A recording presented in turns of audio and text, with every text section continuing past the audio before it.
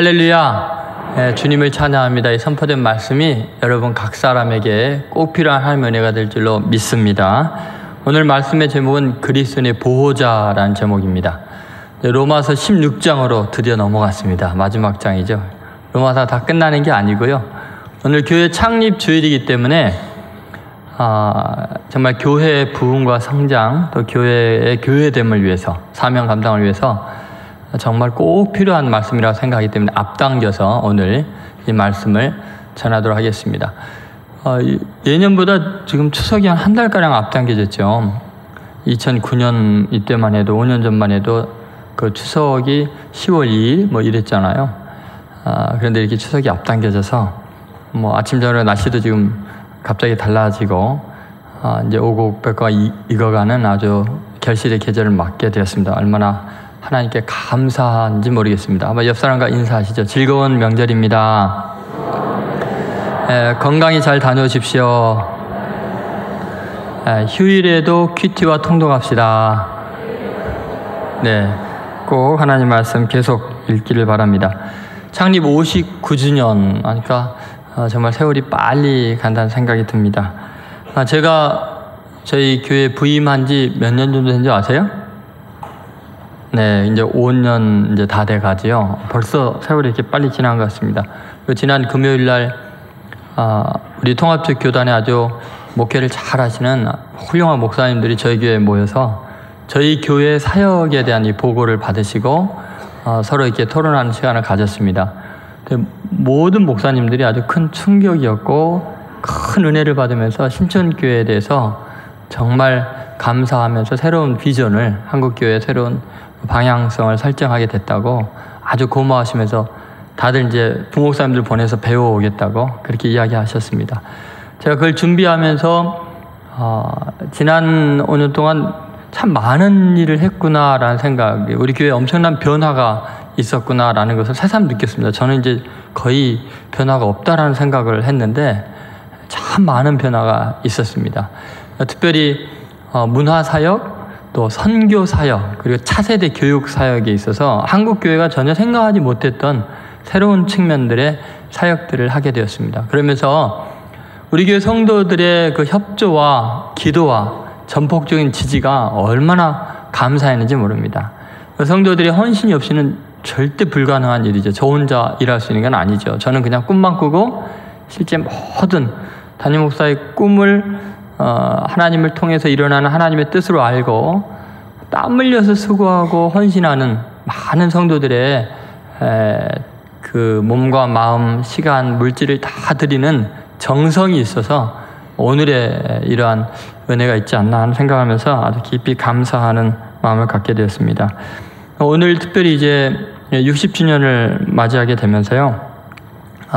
내년이면 60주년 아닙니까? 그러면서 우리 교회에 정말 더 위대한 미래를 바라보면서 우리 성도 한 사람 한 사람이 어떤 인물이 되어야 될까, 새로운 결단을 어떻게 해야 될까를 로마서의 마지막에 나오는 이 사도 바울이 훌륭한 인물들을 소개하는데 첫 번째로 나온 인물 베베라는 한 여인에 대한 이야기를 나누려고 합니다. 도대체 하나님의 교회가 전 세계에 확장되게 되는데 결정적인 역할을 한 사람이 누군가 봤더니 베베라는 한 여인에 의해서 이루어지거든요. 그래서 우리가 오늘 이 본문을 통해서 주시는 새로운 결단들, 우리 각 성도들의 마음속에 일어나게 되기를 간절히 소원합니다. 이 베베라는 여인을 생각해 보면은 성경에 이름이 기록될 정도예요. 여러분 아무개 장로, 아무개 권사, 아무개 집사, 성경에 이름이 나왔다고 한번 생각해 보세요. 여러분 이름이 성경에 나왔으면 얼마나 영광스럽겠어요. 더구나 사도 바울이 많은 사람을 추천하는데 제일 첫 번째 베베라는 여인을 추천할 정도로 훌륭한 사람이라는 거죠. 그렇게 하나님 나라에 귀하게 쓰임받는 이 비결이 뭘까? 도대체 어떤 사람인가를 생각해 보려고 합니다. 첫 번째, 오늘 중요한 이 베베의 특징은 교회 일꾼이라는 거죠. 한번 읽어보겠습니다. 1절 말씀이죠. 1절 말씀 같이 읽겠습니다. 내가 갱그레아 교회 일꾼으로 있는 우리 자매 베베를 너에게 추천하노니. 자, 베베를 처음 소개할 때 첫 번째 하는 말이 뭐예요? 갱그레아 교회 일꾼으로 있는, 이렇게 교회 일꾼이다. 갱그레라는 지역에 일꾼, 교회의 일꾼이다 그랬어요. 그러니까 여러분을 누가 소개할 때 신촌교회 일꾼 베베입니다, 아무개입니다 이렇게 소개하면은 여러분 기분이 어떨까요? 어떤 사람이 또 여러분에게 만약 이렇게 물었다고 칩시다. 어디서 일하시는 분이세요? 네, 저 신촌교회에서 일합니다. 아, 그 유명한 신촌교회요? 농협 뒤에 있는 건물 새롭게 지어진 그 멋진 교회예요?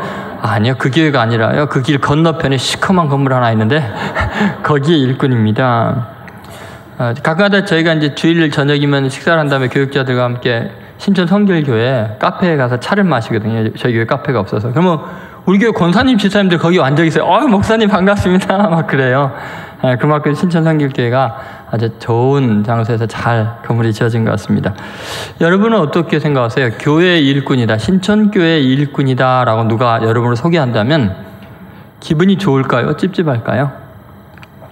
만약에 여러분을 다른 사람이 소개한다, 이분은 삼성그룹에 또는 현대그룹에 아주 중요한 일꾼입니다 하는 소리가 좋겠어요? 신촌교회 일꾼입니다 라는 소리가 좋겠어요? 그럼 뭐 머뭇거리세요? 거기에 이제 교회관이 나와 있는 거죠.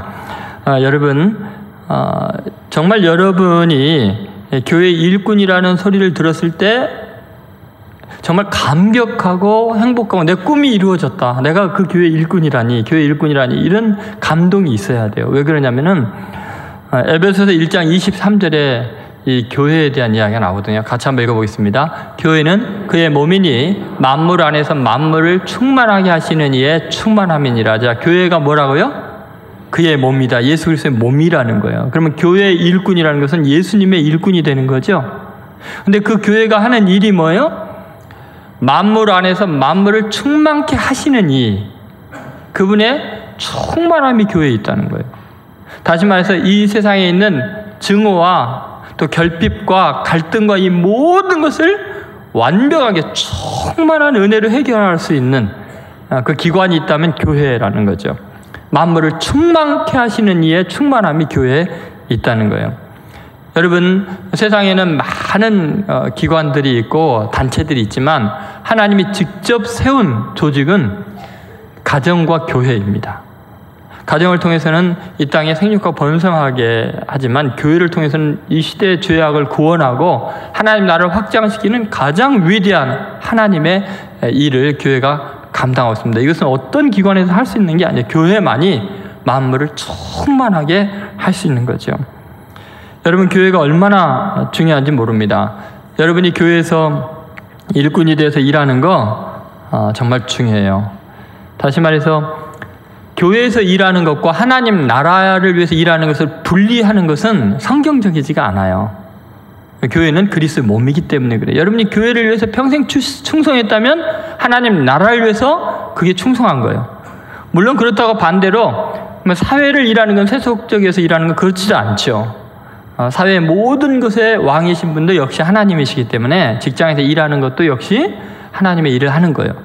그러나 특별히 구별해서 직접적으로 영혼을 구원하고 세상 사람들을 거듭나게 하는 하나님의 자녀로 삼는 놀라운 일은 교회의 직접적인 일이기 때문에 교회의 일꾼이 되는 거야말로 가장 영광스러운 일이죠.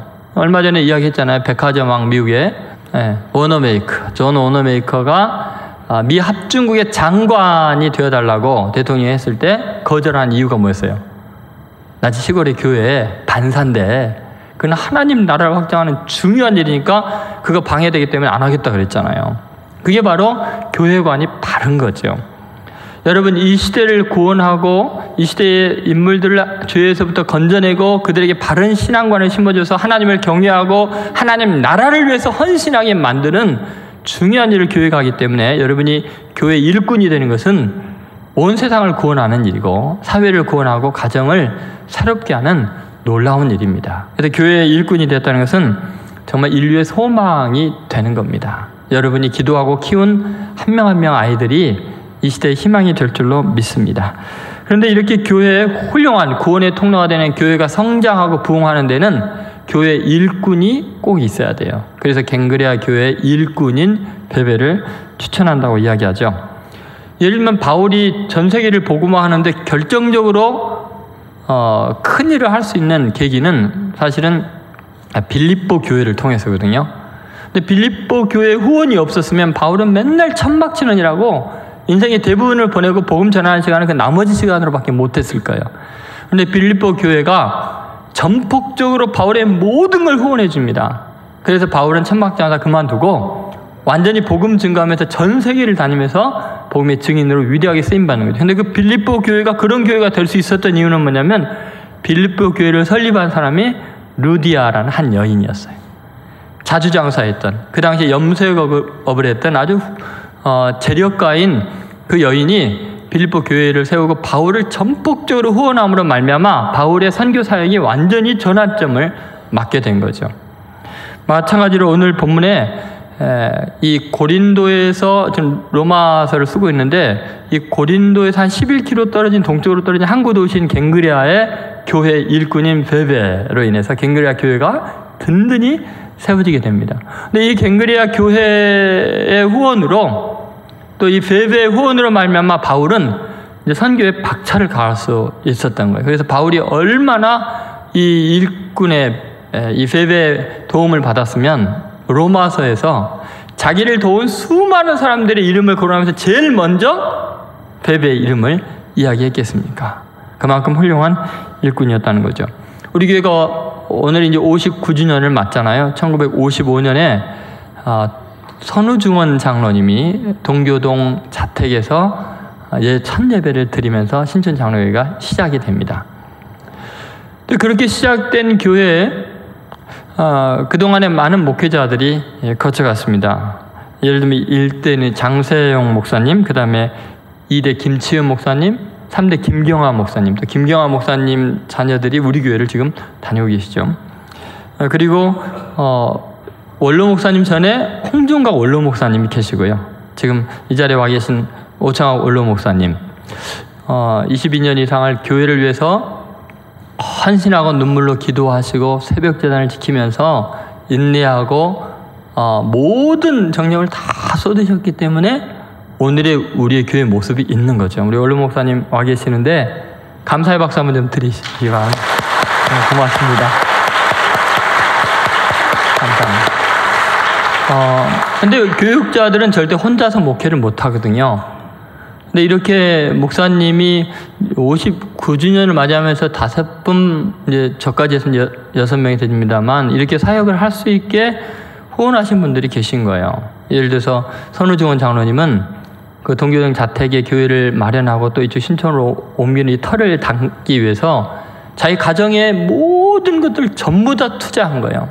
그 자녀들 먹을 것, 입을 것 다 절제하고 오직 교회를 위해서 헌신했기 때문에 오늘 이 기틀이 가능한 거죠.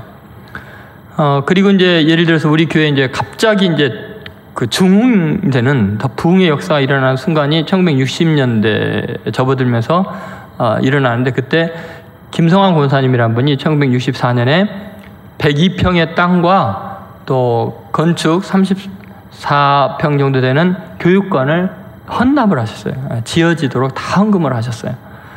그래서 여러분 여기 앉아있는 분들 중에 대부분은 그 교육관에서 교육을 받으신 분들이에요. 저도 거기에서 신촌 유치원도 만들어지고 거기에서 교육을 받고, 김성환 권사님이 학기가 되면은 그 신학교 책값이 비싸니까 책 사보라고 또 용돈을 주시고, 그래서 제가 신학 공부 마음껏 할 수 있었거든요. 그런 교회 일꾼들이 있는 거예요. 근데 제가 지금 이제 이미 소천하신 분들 성함만 대서 그렇지, 여기 지금 앉아 계신 분들의 헌신도 똑같이 있었던 거예요. 절대로 교회가 이렇게까지 이 죄악이 가득하고 우상이 가득한 지역에 지금 생존한다는 것 자체가 기적 같은 일인데, 그것은 여기 앉아 계신 은퇴하신 많은 어른들의 피땀 흘리는 헌신과 노력이 있어서 그래요. 지금도 가만히 생각하면 우리가 땅을 한 평을 더 살려고 교육관을 지으려고 그래도요, 지금 너무 경제적으로 지금 옛날에 비해서 훨씬 나은데도 엄두를 못 내거든요. 근데 옛날 어른들은 그 어려운 시절에 어떻게 이 800평이나 되는 대지를 다 마련하시는지 저는 너무너무 존경스럽고 감동이 안 될 수가 없어요. 그래서 여기 은퇴하신 장로님들 또 권사님들 많이 앉아 계시는데 그분들께 한번 감사의 박수 한번 크게 부탁드립니다. 고맙습니다. 감사합니다. 여러분은 지금 그냥 그분들의 헌신을 그냥 그대로 누리고 있을 뿐이죠. 근데 여러분의 시대에는 여러분이 또 다른 아마 헌신을 해야 될 것입니다. 교회는 이런 일꾼들이 있기 때문에 교회가 흥왕하게 되고 또 많은 부흥의 역사, 영혼이 구원받는 놀라운 일들이 일어납니다. 물론 이제 교회는 일꾼도 있지만 정말 일을 만드는 꾼들도 있습니다. 그런 사람들이 이제 로마서에도 나오고 있어요. 바울이 너무 답답해서 그런 사람들 이름을 이야기는 안 하지만 또 이름 이야기하는 데도 있고 이런 특징들이 있죠. 예를 들어 18절에 보시면 같이 읽어보겠습니다. 이 같은 자들은 우리 주 그리스도를 섬기지 아니하고 다만 자기들의 배만 섬기나니 교활한 말과 아첨하는 말로 순진한 자의 마음을 미혹하느니라. 이게 사람들의 마음을 흔들고 그냥 교활한 말, 아첨하는 말, 말만 만드는 말썽꾼들이죠. 그래서 말만 하는 사람들은 말썽꾼이 되는 거죠, 교회에. 여러분, 교회는 일꾼이 필요한 거예요. 헌신된 사람들이 필요한 거죠. 미국에 있는 이제 교단 중에 형제교단이라고 있어요. 거기에 실제로 있었던 일인데, 목사님이 이제 성찬식 때는 세족식을 해주는 전통이 그 교단에는 있나 봐요. 그래서 목사님이 세족식 해주면 이제 집사님이 앉아서 이제 발을 이제 씻긴 봤는데 목사님이 자꾸만 왼발부터 씻기는 거예요. 근데 집사님은 오른발부터 씻었으면 좋겠는데 오른쪽이 중요하다고 생각을 하니까 그래서 목사님께 목사님 왼발부터 씻기지 말고 오른발부터 씻기세요. 근데 목사님 입장에서 딱 앉으면은 목사님이 오른쪽을 씻는다고 씻기는데 받는 분은 왼발이 먼저 씻겨지게 돼 있잖아요. 성경적이지 않은데 자꾸 따지는 거예요. 와서 그렇게 해달라고. 근데 목사님이 잊어버렸는지 아니면 그 일부러 그런지 모르겠지만 다음 세족식 때가 됐는데 목사님이 또 아무 표정 없이 또 왼발을 씻기는 거예요. 이 집사님이 너무너무 화가 났어요.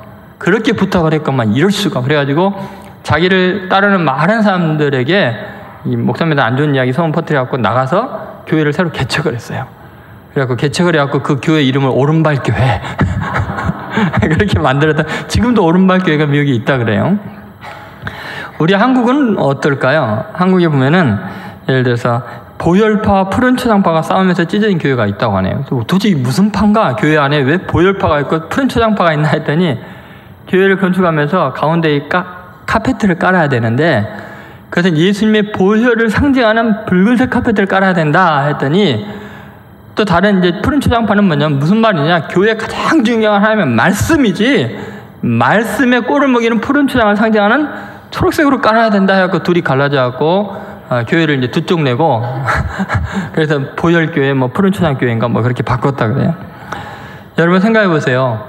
비본질적인 것 같고 교회가 계속 갈라지면요 부흥이 불가능해요. 근데 참 우리 교회는 그 많은 어려운 시절에도 어쨌든 많은 의견이 있어도 다 양보하고 인내하면서 이 교회가 하나로 지켜지는 것은 하나님의 놀라운 은혜인 줄로 믿습니다. 그래서 성경은 그러잖아요. 자기보다 남을 나았게 여기라고. 여기 보면 아무 일이든지 어떤 일이든지 이 말이죠. 다툼이나 허영으로 하지 말고 오직 겸손한 마음으로 각각 자기보다 남을 나았게 여기라고. 무슨 말이냐면 어떤 의견이 나오면요 나만 완벽하다고 생각하면 안 돼요. 다른 사람에게 하나님께 다른 계시를 줄 수 있다고 믿어야 돼요. 그래서 이런 거는 어떨까요? 라는 정도로 말아야지 목숨을 걸고 그냥 나가 잘났다고 말하는 것은 교회를 쪼개는 일이 되죠. 여러분 하나님의 나라는 그렇게 겸손하게 양보하고 서로를 세워주면서 이루어집니다.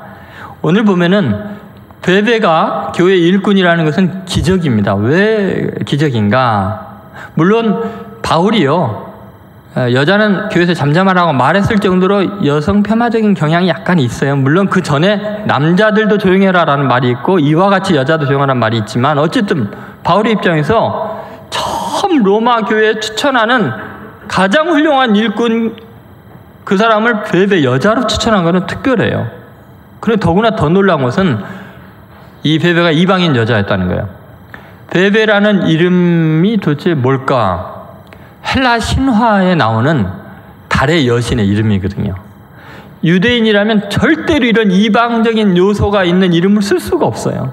그러면 교회 안에 지금 이방인 여자가 들어왔는데 그 여자가 교회 일꾼이 되어 있다는 거예요. 여러분 이것이 이 세상의 희망이에요. 인간이 사는 세상은 자기와 다르거나 또 고향이 다르거나 뭐 학벌이나 이런 게 다르게 되면 이상하게 이렇게 배쳐가는 성향이 있거든요. 그런데 하나님의 교회, 복음적인 교회의 특징은 뭐냐면 모든 이질감을 극복하는 거야. 이방인 여자, 달의 여신이란 이름을 가진 이단적인 요소가 많은 것 같은 이런 여자를, 문화가 완전히 다른 여자를 교회 일꾼으로 중추적인 인물로 세웠다는 것은 이건 희망입니다. 온 세상이 꿈꾸는 세상입니다. 예수님께서 얼마나 간절히 바랐던 내용인지 모릅니다. 예를 들어 예수님께서는 늘 그런 이야기 하시잖아요. 누가 내 형제여 자매여 모친이냐? 둘러있는 자들을 바라보시면서 내 아버지의 뜻대로 하는 자가 내 형제여 자매여 어머니이니라, 이렇게 이야기하시죠. 여러분, 놀랍게도 오늘 1절에서 분명히 바울은 우리 자매 베베라고 이야기해요. 우리 자매라고 이야기해요. 우리 자매는 나의 자매가 아니기 때문에 바울의 여동생도 누나도 아니죠. 그 우리라고 할 때는 로마 교회건 갱그리아 교회건 모든 교회를 다 포함해서 하나님을 아버지라 부르는 모든 사람들 아래서 이방인이나 유대인이나 전부 다 형제 자매가 되었다는 것을 의미하죠. 그렇기 때문에 이방인인 베베가 교회 일꾼이 될 수 있었던 거, 이게 복음이고 이게 교회의 참된 모습이죠. 여러분, 저희 교회는 이런 면에서 굉장히 모범적입니다. 왜냐하면 우리 교회에 벌써 여성 장로님들이 3분이나 배출되었죠. 아주 훌륭한 분들입니다. 누가 봐도 존경스러운 분들이죠.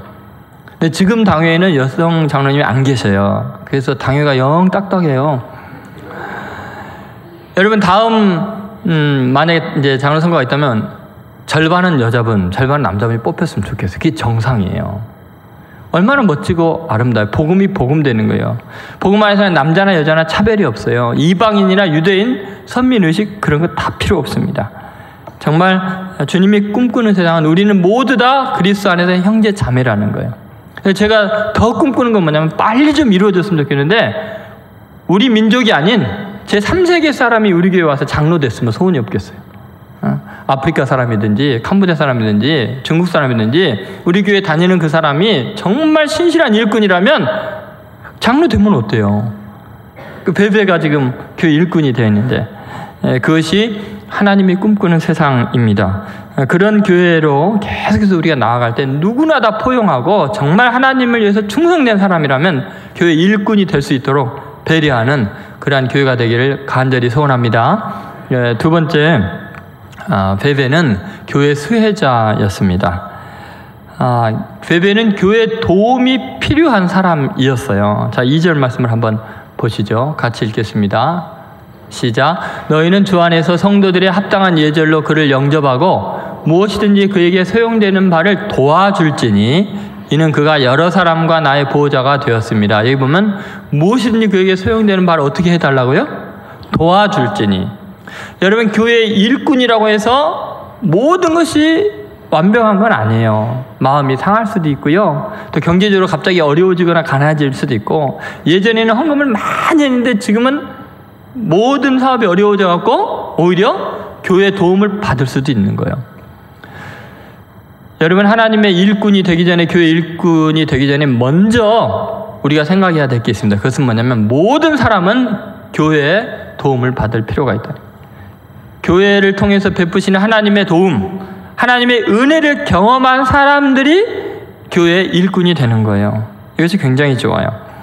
오늘 베베를 추천하면서 그를 영접해서 필요한 모든 걸 도와주려 하는데, 그 영접하라라는 헬라어 단어가 프로스 람바네인이라는 말이 원래 있는데, 그건 일반적으로 그냥 받아들이고 환영해라 이런 정도거든요. 근데 그 프로스 람바네인이라는 말을 쓰지 아니하고 독특한 단어를 씁니다. 그것이 프로스테케스사이라는 단어인데, 이 단어는 헬라 문명권에서 이런 거예요. 이 사람을 환대할 뿐만 아니라 숙식을 제공하고 그에게 모든 도움을 완벽하게 줘서 마음껏 일할 수 있는 상태로 영접하는 것, 그것이 바로 이 특별한 단어예요. 그러니까 여러분, 지금 베베는 교회 일꾼으로 훌륭하게 일을 하지만 그에게는 많은 도와줘야 될 필요성도 있는 거예요. 그 사람에 대해서 열심히 교회는 도와줘야 된다. 다시 말해서 교회 일꾼이 마음껏 일할 수 있는 교회 분위기가 돼야 된다는 거예요. 그를 영접해주고 환영해주고 교회를 위해서 헌신할 때 필요한 모든 것들을 좀 도와주고 기도해주고 격려해주고 위로해주고 그런 교회가 되어야 한다는 거죠. 여러분, 그녀는 물론 대단히 믿을 만한 사람이었던 것 같아요. 그래서 2절에 그 중간에 보면 무엇이든지 그에게 소용되는 바를 도와줄지니, 뭐든지 그가 써야 되는 것들은 다 도와주라는 거죠. 소용되는 바를 도와줄지니 이렇게 이야기합니다. 그 정도로 지혜롭고 교회를 사랑하고 하나님께 헌신된 사람이라는 게 보장이 되었기 때문에 이게 가능하겠죠.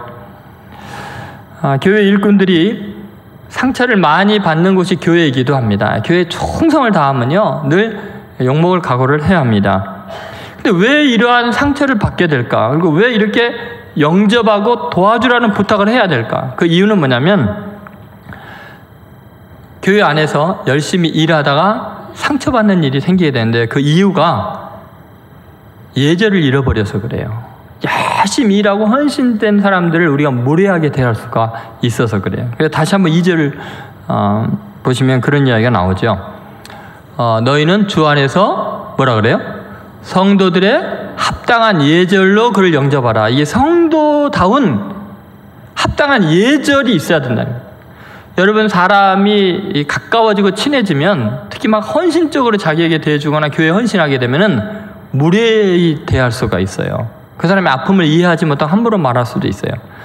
예를 들어서 부부간에도 마찬가지고 애인 관계도 사랑하면은 예의를 잃어버릴 수가 있어요. 그래서 고린도전서에 보잖아요. 사랑은 무례히 행치 아니하고 예의가 있어야 돼요.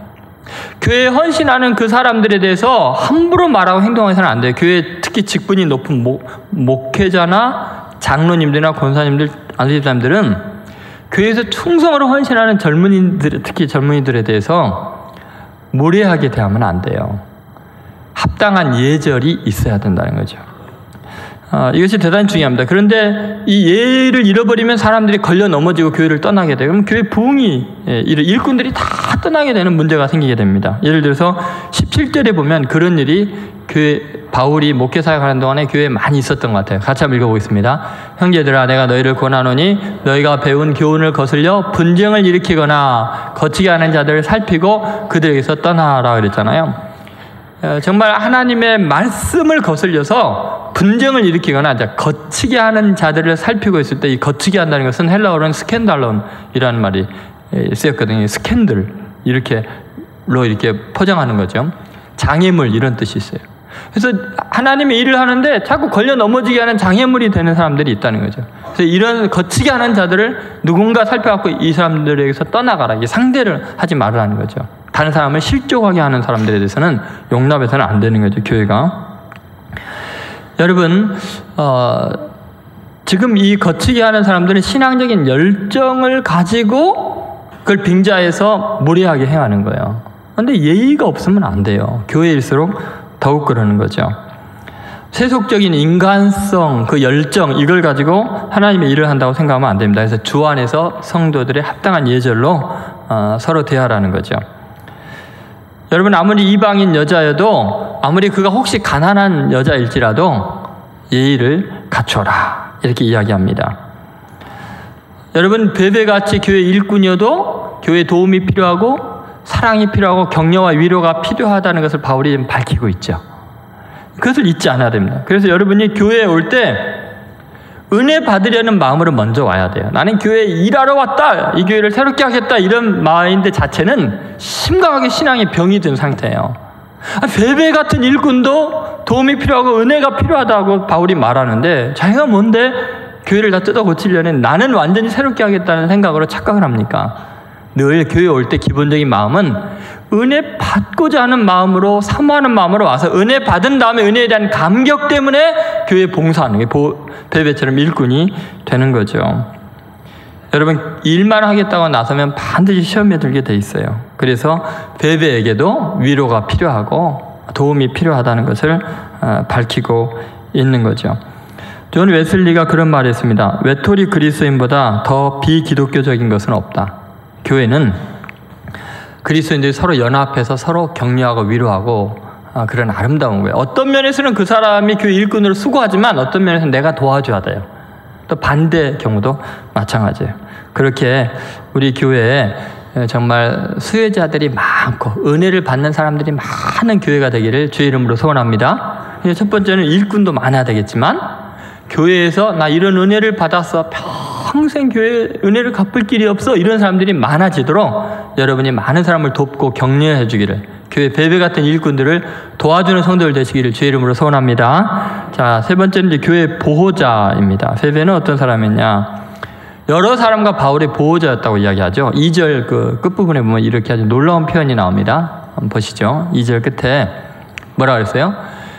이는 그가 여러 사람과 나의 보호자가 되었습니다. 이렇게 이야기를 해요. 근데 여러분, 이게 엄청난 표현이에요. 사도 바울이 하나님을 자기 보호자로 표현하지 않고 인간을 자기 보호자로 표현하는 것은 이 베베라는 사람 한 사람밖에 없어요. 근데 여기서 보호자라는 헬라어가 프로스타테스라는 단어가 쓰였거든요. 근데 이 단어는 나중에 라틴어로는 파트로누스라는 단어가 되고 나중에 영어로 이게 이제 페트론이 된 거예요. 근데 이 후원자라는 개념이 있는 거죠. 로마 시대를 배경으로 한다면 이 프로스타테스는 굉장히 중요한데, 법정에서의 변호인, 보호자, 후원자, 또 노예, 해방된 노예의 옛 주인, 그래서 해방시켜준, 노예를 해방시켜준 옛 주인 같은 사람을 말하고, 또는 평민을 보호하는 귀족, 이런 사람들에게 쓰인 겁니다. 그러면은 헬라 시대에는, 특히 로마 시대, 헬라 시대에 거치고 중세에 이르기까지 사회 구조의 가장 중요한 그 틀을 잡으려면은 이 후원자와 후원받는 사람의 관계예요. 모든 문화와 철학과 예술이 발전되고 정치가 발전하는 데는 이 후원자, 절대적인 이 프로스타테스가 있었기 때문에 가능을 했어요. 여러분, 이것을 잊지 않아야 됩니다. 지금 바울이요, 베베를 자기의 후원자라고, 여러 사람이 후원자라고 이야기하는 것은 헬라적 배경에서는 굉장히 중요한 의미가 있는 겁니다. 험악한 이방 세계를 돌아다니며 복음을 전하는데 이 베베가 법적으로 다 보호를 해주는 거예요. 재정적인 모든 필요를 다 채워줘서 마음껏 일할 수 있게 헌신되어준 거죠. 여러분, 만약에 이런 그 베베 같은, 또는 자주행사 루디아 같은 후원자가 없었으면 바울이요, 지금 세계적인 복음 선교자로서 일할 수도 없고 성경을 이렇게 많이 기록할 수도 없고요, 그 소아시아 지역 전체를 복음화하는데 쓰임 받을 수가 없어요. 왜 그런지 아세요? 먹고 살기도 바쁜데 뭐 천막 치는 일을 해야 되고, 그러면서 언제 교회를 그렇게 개척하고 다니겠어요. 그런데 이런 후원자가 있기 때문에 마음껏 전력을 다해서 교회를 개척하고 교회 세우는 필요한 모든 자금을 또 헌신해주고, 이런 사람들이 있기 때문에 가능한 거죠. 여러분, 교회는 반드시 하나님이 보낸 후원자들이 있습니다. 교회 보호자들이 있습니다. 모든 목회자들이 경험하는 바이고, 또 교회 장로님들이 교회를 운영하면서 느끼는 것들은, 와, 하나님께서 이런 분을 보내주셨네 라는 그 감동이에요. 하나님의 일은 하나님이 보낸 후원자들을 통해서 반드시 공급해 주게 되어 있습니다. 그것이 하나님의 뜻에 부합한 일이라면 그래서 경제적인 문제나 여러 가지 걱정을 안 할 수 있는 거예요. 왜냐하면 하나님의 일은 하나님이 하시니까 꼭 필요한 하나님의 일꾼을 보내주시기 때문에 그렇습니다. 저도 목회를 하면서 또 우리 신천교회 지금 모든 걸 진행하면서 하나님이 보낸 많은 후원자들의 힘을, 또 하나님의 공급하심을 경험하게 됩니다. 이것은 대단히 중요한 성경적인 원리입니다. 왜 그런지 아세요? 바울뿐만 아니라 예수님마저도 후원자들의 후원으로 목회를 하고 계셨어요. 예수님이 3년을 목회하는데 목수일을 하시면서 일했어요? 12제자를 데리고 다니면서 3년 동안 12제자들이 물고기 잡으면서 일했어요? 어떻게 3년 동안 전 세계를 복음할 모든 말씀을 전하고 기적을 행하고 기도하면서 사역을 다 하실 수 있었겠어요? 누가복음 8장 1절부터 3절에 보면 그 후원자들의 이름을 성경이 밝히고 있죠. 예수님께서 각 성과 마을 두루 다니며 하나님 나라를 선포하시는데 어떻게 해요? 12제자가 함께 했잖아요. 근데 그들을 후원하는 사람이 있었는데 막달라 마리아, 그 다음에 헤롯의 청지기 구사의 아내인 요한나라는 그 여인, 아마 재정적인 후원은 이 여인이 다 한 것 같아요. 그 다음에 스산나와 같이 그 몸으로 물질로 많이 헌신하는 사람들이 있어서 여기 보면 분명히 이렇게 나오죠. 다른 여러 여자가 함께하여 뭐라고요? 뭐로 헌신했어요? 자기들의 소유로 예수님과 12제자를 섬겼다는 거예요. 그러니까 이 그레코 로마 시대의 아주 중요한 후원자와 또 수혜자의 관계 속에서 하나님의 복음이 증거되고 있는 거예요. 그럼 여러분, 이게 성경에서만 그랬냐? 기독교 전통에서는 어떠나? 역시 마찬가지예요. 기독교적인 전통에서도 하나님의 나라는 그렇게 세계를 변화시키는 놀라운 일을 행할 때 반드시 후원자를 통해서 일어나게 됩니다. 예를 들면은 여러분, 마틴 루터가 종교 개혁을 하는 엄청난 사역은 마틴 루터의 믿음으로만 되는 게 아니에요. 왜냐하면 로마 황제가 전권을 쥐고 모든 군사력을 쥐고 그 시대의 모든 사람을 잡아넣을 수 있는데 루터가 어떻게 견디겠어요? 놀랍게 루터 주위에는 그를 지지해주는 왕과 귀족들이 있었어요. 그 중에 특별히 루터를 지켜주고 경제적인 모든 훈련을 아끼지 않은 사람이 요한 스타우피츠라는 귀족이 그 모든 것을 공급해 줬기 때문에 종교개혁을 일으키면서도 피난 다니고 숙소를 제공받고 모든 그 필요한 자원을 다 공급받아서 이런 개혁이 가능했다는 거죠. 종교개혁과 깔뱅도 마찬가지예요. 존 깔뱅이 스위스 제네바에서 종교개혁을 일으키고 장로교회를 시발하게 되는데, 사실은 깔뱅이라는 사람은 성격이 엄청나게 까다로운 사람이에요. 빼빼 마른 데다가 그 사진만 봐도 이게 얼마나 성질이 좀 예민한가를 알 수 있는데요. 종합병원이래요. 막 이 장기가 하나도 성한 데가 없을 정도로. 왜냐하면 신경이 예민하니까. 그런데 그 사람을 끝까지 제네바에서 경제적으로 후원하고 인격적으로 밀어주고 법적으로 보여준 사람이 있는데, 이 사람이 바로 윌리엄 파렐이라는 사람이에요. 이 사람이 후원이 없었으면 오늘의 장로교는 있을 수가 없는 거예요. 여러분, 예술, 문화, 이 모든 것의 발전도 마찬가지죠. 레오나르도 다빈치 같은 사람이 그렇게 위대한 예술 또 과학적인 업적을 남길 수 있는 것은 예를 들면 최고의 후원자는 루도비코 스포르자라는 사람, 그 다음에 또 다른 후원자가 있었는데 체자레 보르지아라는 사람, 메디치 가문, 이런 데서 엄청나게 후원을 했기 때문에 많은 예술이 발달할 수 있었던 거죠. 마찬가지로 여러분, 하나님 나라에 후원자가 없으면 불가능해요. 근데 사도 바울이 그럼 인품이 훌륭했느냐? 그렇지는 않아요. 사도 바울은 빼빼 마른 데다가 이 키가 작고 머리가 다 빠진 사람인데 성깔이 워낙 좀 급했나 봐요. 그러니까 자기를 후원해줬던 바나바하고 대파 싸우고 헤어질 정도로 까칠한 사람인데, 참 신기하게 베베라는 여인이 끝까지 보호자가 돼주는 거예요. 끝까지 후원을 해주는 거예요. 그래서 그렇게 놀라운 역사를 이룰 수가 있었습니다. 여러분, 늘 하나님의 일은 그렇게 진행이 돼요. 다윗이라는 사람이 위대한 성군이 될 수 있는 것은 요나단이라는 후원자가, 왕자님이 끝까지 지켜줬기 때문에 가능했죠. 자, 여러분은 어떠세요? 여러분은 지금 누군가가 다른 데 가서 여러분을 소개할 때, 이분이 나의 후원자입니다. 그래서 여러분이 기도해주고 격려해주고 물질로 도와주는 사람이 있어요? 그런 사람 꼭 있어야 돼요. 그것이 여러분의 인생의 열매예요. 아마 바울이 하나님 나라에 갔을 때 베베는 굉장히 영광스러운 자리에 있을 거예요. 여러분은 누군가의 보호자가 되는 게 낫습니까? 보호받는 사람이 되는 게 낫습니까? 여러분은 누군가의 후원자가 되는 게 낫겠어요? 후원받는 것이 영광스럽겠어요? 저는 우리 신천교 교우들이 전부가 그런 사람이 되었으면 좋겠어요. 예를 들어서 아프리카나 이런 어려운데 한 아이라도 후원하는 후원자가 됐어요. 그리스도의 사랑을 전하는 사람. 어차피 우리는 이 땅에 살아가면서 모든 물질들 다 소진하고 시간, 건강 다 잃어버릴 거예요. 어차피 잃어버릴 거를 가지고 하나님 나라와 영광을 위해서 헌신하는 인물들을 키워나가고 그들과 함께 하나님 일을 한다는 것은 대단히 영광스러운 일이에요. 저희가 아까 지금 살아계신 분들 이름은 되지는 않았지만 우리 교회니까 제 이름은 안 돼요. 제가 해외나 지방의 부흥회를 가면은 우리 교회에 이렇게 훌륭한 장로님들 계십니다. 이렇게 훌륭한 권사님들 계십니다. 다 자랑하죠. 여러분, 하나님 나라에서도 그런 분들이 되었으면 좋겠습니다. 이제 내년이면 60주년 기념 행사가 진행이 되거든요. 저는 여러분들이 정말 하나님의 나라를 위해서 신천교회의 새로운 획기적인 부흥을 위해서 위대한 결단들을 하시게 되기를 바랍니다.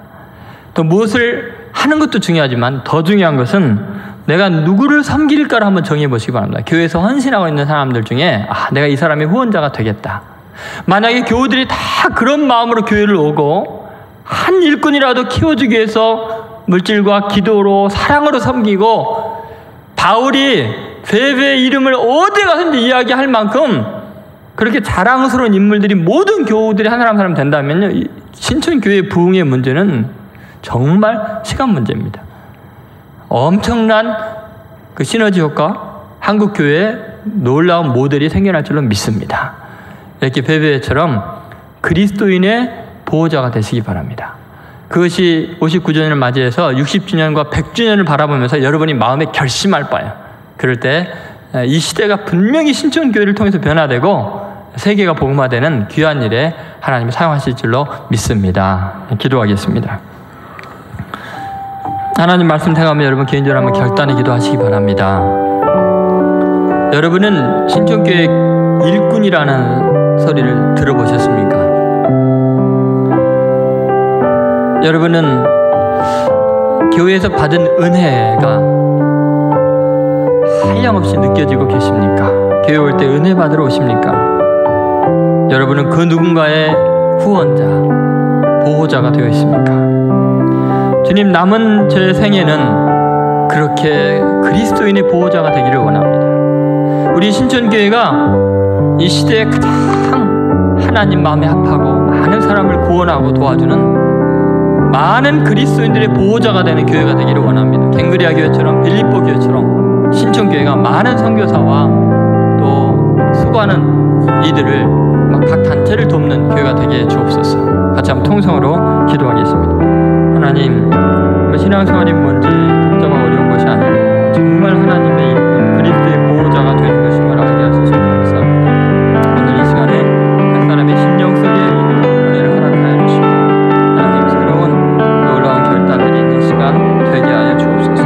주님께서 역사해 주시고 우리 교회에 새로운 부흥과 새로운 변화와 새로운 감동이 넘치는 은혜를 허락하여 주옵소서. 이 시간을 전능하신 주님 손에 의탁 59주년을 허락하신 주님, 지금은 교회의 머리가 되시는 우리 구주 예수 그리스도의 은혜와 역사를 전하시는 하나님 아버지의 놀라우신 사랑과 보혜사가 되시는 성령님의 뜨거운 역사, 교통, 감화감동하심이 오늘 거룩한 주님의 날 존전에 나와서 충성스러운 일꾼으로서 남에게 도움을 주며 도움을 받으며 후원자가 되며 또 귀한 일꾼이 되기를 다짐하며 예배드리는 우리 모든 성도들 머리 위에와 특별히 창립 59주년을 맞는 우리 신천교회와 우리가 파송한 선교지와 선교사들 머리 위에 영원히 함께 하시기를 간절히 축원합나이다. 아멘.